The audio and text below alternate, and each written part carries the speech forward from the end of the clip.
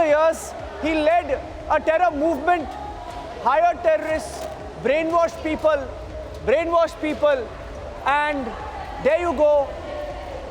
It's written on the wall for him. 103, 100 plus years that he will spend in jail.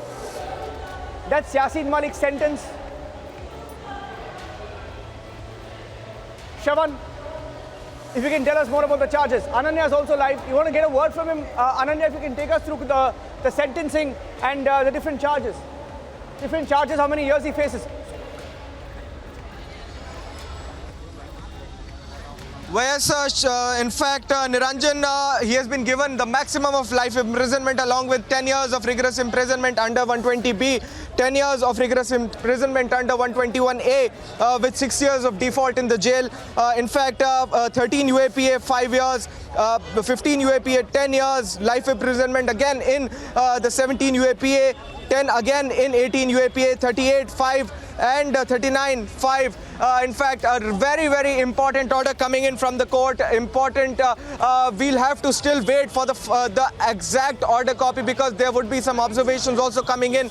The bigger order, the detailed order of this court, but life imprisonment being granted. He is, in fact, he was in the court. The judge called him up, asked him as to how I'm reading out the charges. Are you listening? He said, yes, I'm listening to it. And then the judge started reading out the charges against him and the concurrent, in fact, the imprisonment that was there. A special NIA judge, Praveen Singh, completely doing justice, giving out a life imprisonment. Remember that the National Investigation Agency has backed for a death penalty, while the Micas had suggested for a life imprisonment in this case. And now, finally, the orders are out. Special NIA judge Praveen Singh clearly saying that life imprisonment is been given. All the sentence would run concurrent, while what basically rigorous imprisonment does mean is that he has to do rigorous labor during his jail term, and a life imprisonment. He would stay in the jail for life, though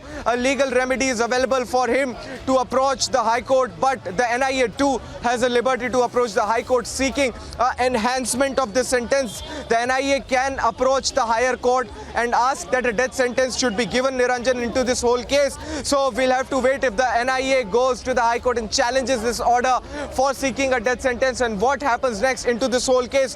But for now, a very, very big news coming in, a very, very important order from Special NIA Judge Praveen Singh of the Patiala House Court coming in, clearly saying for a life imprisonment, maximum of life imprisonment given out to Yasin Malik into this case. Niranjan, various observations were made when the charges were framed against him. It was said that he was involved into secessionist activities. He was involved into activities that were against the nation, and the protests that he has said are in fact peaceful were not actually peaceful, but were to create an unrest in the state of Jammu and Kashmir. In fact, the court had also today, while the arguments of sentence were going on, the NIA had said that he is the man responsible for the Kashmiri exodus, but the court said that it's a different case. But a very, very important order. There are celebrations. Celebrations across India. Celebrations in different parts of India. Let me show you the celebrations. Pictures of the celebrations are also coming in.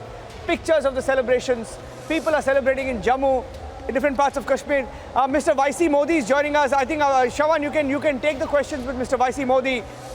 Former NIA DG YC Modi joining us on the investigation. He spearheaded the investigation on this section. I want Shravan to take over. Shravan.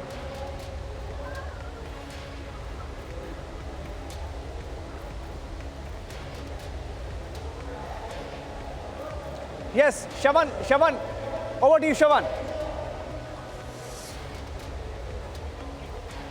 Well, joining us on this special broadcast is... The verdict has been given by the court.